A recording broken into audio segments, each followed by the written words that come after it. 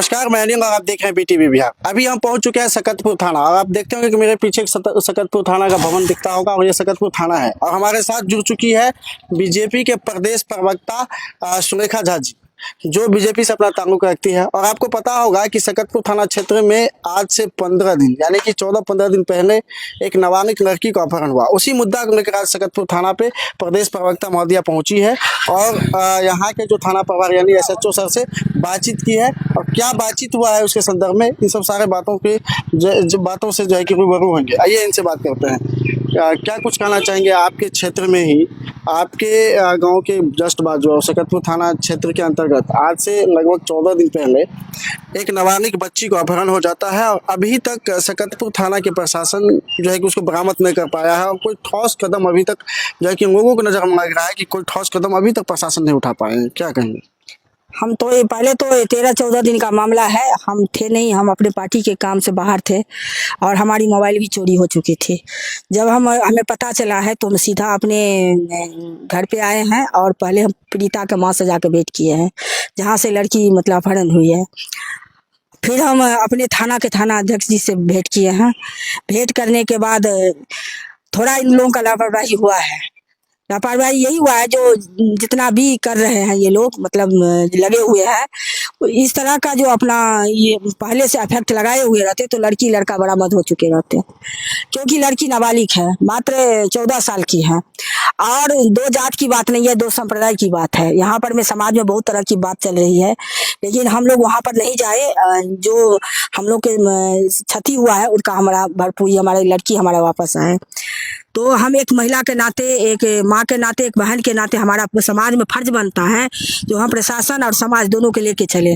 और हम जब तक प्रशासन का सहयोग नहीं लेंगे तब तक हम वहाँ तक नहीं पहुँचेंगे। तो हमने आज अपने थाना अध्यक्ष जी सकतपुर थाना में आकर के उनसे हम मिले हैं। उनका वार्ता बहुत पॉजिटिव था। उसने हमारे सामने में ही वो हमको बताए हैं जो हमारे जितने भी टेक्निकल सोर्स हैं, सारे सोर्स लगे हुए हैं, SSP लगे हैं, DSP लगे हैं, हम लोग लगे हैं, हमारा चौकीदार भी लगा हुआ है। और 1 से 2 दिन के अंदर में लड़का लड़की बरामद हो जाएगी, हमको आश्वस्त किए हैं। और हम यही आप लोगों के माध्यम से यही भी कहना चाहते हैं, अगर ये जो लड़का लड़की भी देख रही हैं तो उनका भी उम्र नहीं हुआ, गलती जो भी हुआ है वहाँ यहाँ पर वो लोग अपने घर वापस आ जाए। अगर सुबह के भटका हुआ शाम को वापस आ जाए तो इसको लोग नहीं इतना देखेगा। लेकिन अभी उनका भी पढ़ने लिखने का उम्र है। एक बेटी हमारी क्या क्या नहीं करती है और लड़का को भी सोचना चाहिए। और सबसे हम उनको परिवार के दोषी देते हैं। अगर इस तरह का घटना हुआ है तो उनको परिवार के लोगों को खुद थाना पर में दोनों बच्चा बच्ची को लेकर के यहाँ आ जाना चाहिए और थाना को सौंप देना चाहिए। लेकिन इस तरह का नहीं हुआ है तो अभी 13-14 दिन लग गया है।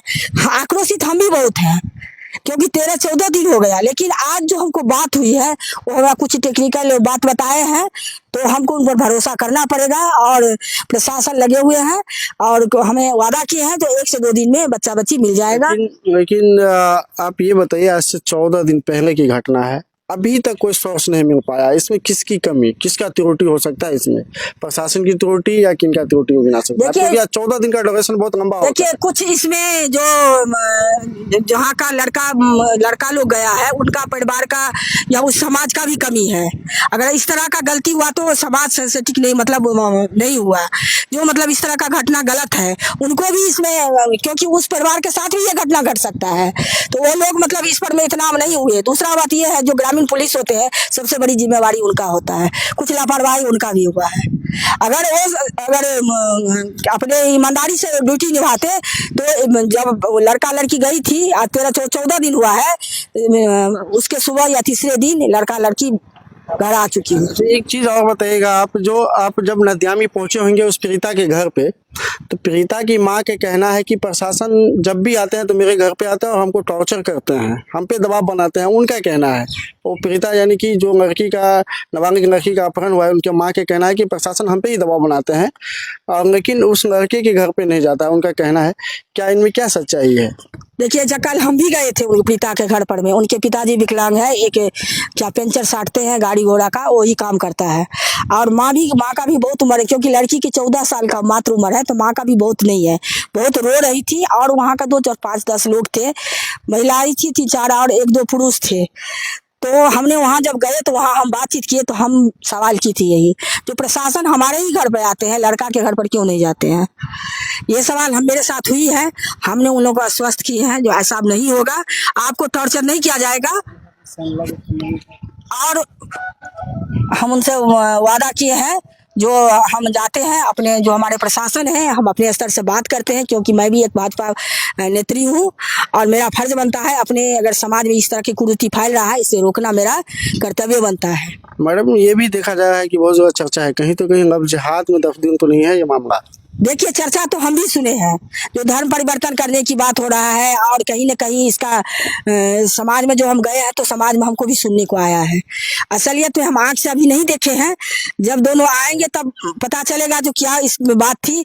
और इस तरह की घटना अभी समाज में बहुत हो रही है, लव जिहाद की घटना बहुत हो रही है। इस पर भी हम लोग को कमान करना है, इस पर भी रोक लगाना है। अगर इस तरह की घटना होती रहेगी तो हमारे ये जो समाज का दुर्भाग्य है, और इसे रोकने के लिए हमें प्रशासन, समाज और जो मतलब जो गार्जियन है, सबका सहयोग चाहिए। और हम लोग लगे हुए हैं।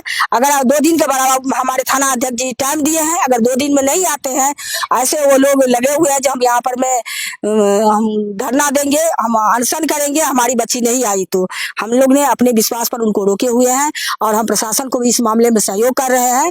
जो इतना जल्दी इतना कदम नहीं, जब 15 दिन आपने बर्दाश्त किया तो 1-2 दिन और देख लीजिए, उसके बाद हम लोग अपना अगला कदम उठाएंगे। जी, क्या लग रहा है प्रशासन, यहाँ के एसएचओ से जो आपको बातचीत हुई उसमें क्या लग रहा है, आपके बच्चे के साथ न्याय मिलेगा उन बच्चे के साथ? देखिए, अभी जो बातचीत हुई है पॉजिटिव बात हुई है, और वो बोले हैं जो आपको न्याय मिलेगा, और हम लोग अपना काम कर रहे हैं। अच्छा एक चीज बताइए, आपका सरकार, आपकी सत्ता, आपके यहाँ पे डबल इंजन की सरकार है, आपके मुखिया है नीतीश कुमार जी, राज्य का मुखिया नीतीश कुमार जी, वो दावा करते हैं कि बिहार की माँ, बहन, महिलाएं, बच्ची सब स्वस्थ रहे, सब सशक्त हो। और जगह जगह पे घटनाएं देखते होंगे कि आखिरकार जब भी जहां भी घटना देखे होंगे कि तो महिलाएं को टारगेट किया जा रहा है, किसी नाबालिग लड़कियों को टारगेट किया जा रहा है, किसी बालिग लड़कियों को टारगेट किया जा रहा है। ऐसा क्यों? कुछ दिन पहले आप देखेंगे कि मुजफ्फरपुर में ऐसे ही घटना हुआ, दुष्कर्म करके लड़की को पीएमसीएच में जो है कि वो लड़की अपना दम तोड़ दी। उसके बाद आज देख लीजिए समस्तीपुर में एक घटना हुआ कुछ दिन पहले, वहां पे भी एक नाबालिग के साथ इसी तरह का दुर्व्यवहार हुआ, वो भी दम तोड़ दी। और आज आपके क्षेत्र में ये घटना देखने को मिल रहा है, और सरकार आपका क्या कहेंगे इसको? ये तो सोचने की विषय है, सोचने की विषय है। सरकार हमारी है, सत्ता हमारी है, फिर भी हम शोषित हो रहे हैं।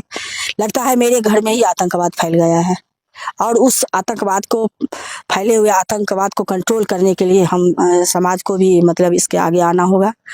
और हम सरकार को भी कहना चाहते हैं जो अपने जो पुलिस प्रशासन है उस पर थोड़ा ध्यान दें, और ये जो घटना हो रहा है उस घटना को रोके।